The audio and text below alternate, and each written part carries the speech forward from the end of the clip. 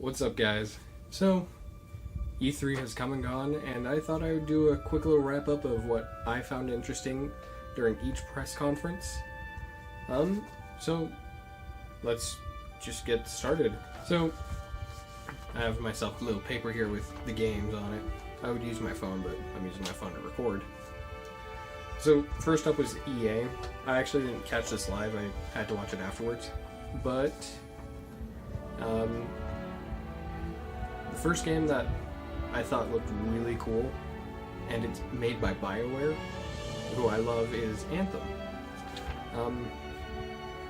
It looks like fun, open world, it's co-op, you get to fly around and fight monsters.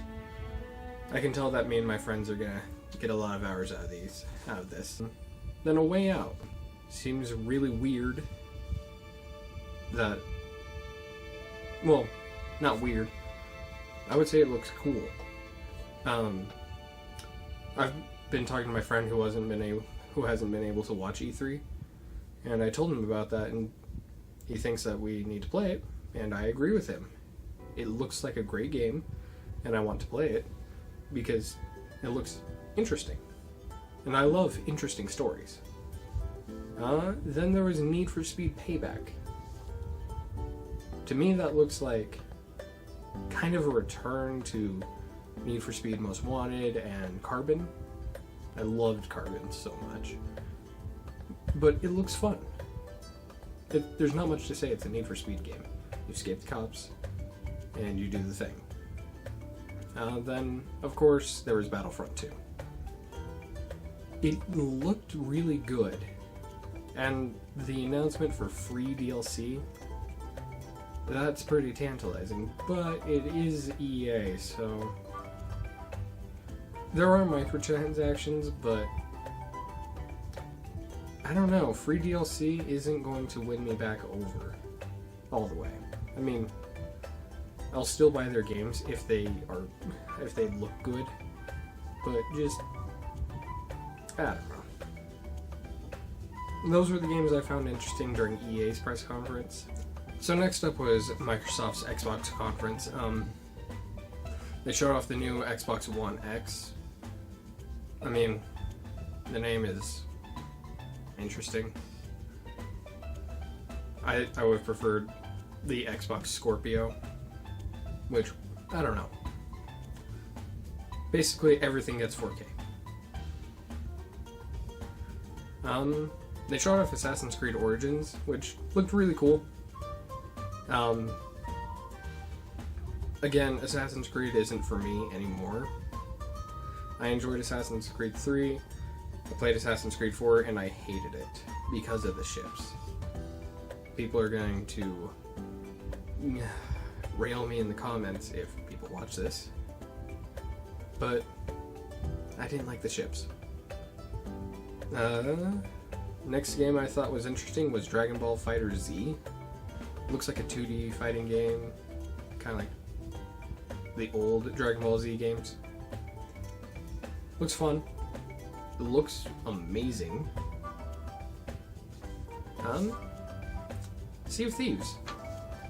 This was one that I didn't know about. No one knew about. It's made by Rare. And it looks like fun. You travel the sea as pirates, looking for treasure or to fight other pirates. I'm gonna have fun with it, eventually, hopefully. Super Lucky's Tale. This is apparently a sequel. It looks kiddie, it looks like a collectathon, it's a platformer, it looks like a lot of fun. And, I mean, my favorite genre is the 3D platformer, so it looks great to me. Shadow of War. Showed off some story, made me actually laugh out loud. That was really, it looked really good. And I never finished Shadow of Mordor, but I might have to now. Just because Shadow of War looks like fun. And then, okay, game of show for Xbox, for me, is definitely Ori and the Will of the Wisps. Just because, well, I love me some Ori and the Blind Forest. But seriously, that trailer gave me goosebumps. It almost made me cry. Just because I was remembering all of the emotions from the Blind Forest. I gotta play that again. Okay, then there was Bethesda, who announced Doom and Fallout 4 VR. I mean, why do I have to buy them again? If I own the games, I feel like it should be an update, or at least DLC for like 10, 20 bucks, not $60. I mean, it'd be cool to play, but I don't want to pay again. Then there was the Creation Club, which, the more I think about it, the more I am about it. Yes, it's paid mods, even though Bethesda says it's not. It is. But if they can get mod creators to put their stuff on the Creation Club, then it'll actually pay the mod creators, which is really cool. Other than that, it was basically, hey, remember that time we made Skyrim? Well, here it is again. And again. Also, we made Skyrim. Did you know that? Okay. I'm not even going to talk about Devolver Digital. Just, I don't know what drugs they were on, but must have been all of them. After that, the PC gaming show, it was kind of boring. There were a couple of things that looked cool, like the ooblets. It looked, the way they described it was Harvest Moon plus Pokemon plus Adventure Time. I don't care about the Adventure Time part, but if it's like Pokemon, I'll play it. It looks interesting at least. Then islands, like Y-lands, but islands.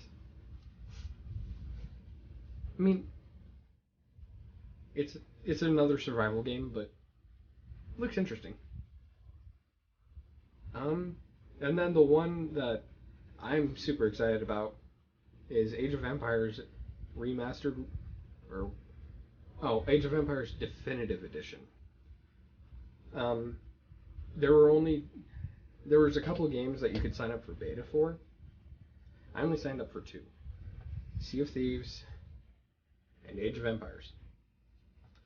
And I can't wait to play Age of Empires again. Whoa. Next up was Ubisoft, where they kicked off the show with Mario plus Rabbids Kingdom Battle, where they got Miyamoto to come on stage and talk about it. You could tell that this game has had so much effort behind it and that they're really proud of it, because the creative designer started to cry, or almost cried, while he was in the audience. And another reason to be excited for it is Grant Kirkhope is doing music for it. If you haven't listened to Grant Kirkhope's music, what are you doing? Go listen to like Banjo-Kazooie or Ukulele. It's just fantastic. But yeah, Mario plus Rabbids Kingdom Battle, I didn't like the idea. But now that I've seen actual gameplay of it, it looks like fun. Apparently everyone's comparing it to XCOM. I've never played XCOM, but I know that this looks like fun. Then the Crew 2. I haven't played much of the Crew, but I do like the idea of being able to drive all throughout the United States. And they're adding planes and boats, which, why not? Looks cool. And then the one that caught my attention besides Mario plus Rabbids is Starlink.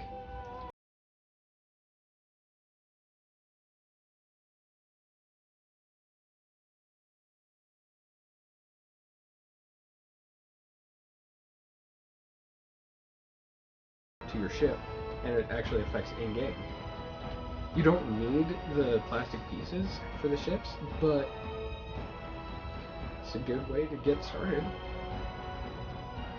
It looks like fun. I might pick it up. Then Sony.